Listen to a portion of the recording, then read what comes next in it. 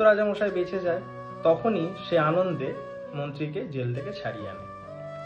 তো আনার পরে তখন মন্ত্রীকে বলছে, আচ্ছা তুমি যে বলেছিলে ঠিকই বলেছিলে যে যা হয় ভালোর জন্যই হয়, তো আমার আঙুলটা সেদিন কেটে গিয়েছিল বলে আজকে আমি প্রাণে বেঁচে গেছি। আচ্ছা তুমি তো জেলে ছিলে, তোমার এতে কি ভালো হলো? তখন মন্ত্রী বলছে, আচ্ছা রাজামশাই, আজকে যদি আমি আপনার সাথে যেতাম আর তখন যদি ওই মানুষগুলো আমাকে পেত, আমি তো সম্পূর্ণ মানুষ ছিলাম, তাহলে আমাকে বলি দিয়ে দিত। তো এটাও ভালোর জন্যই হয়েছে।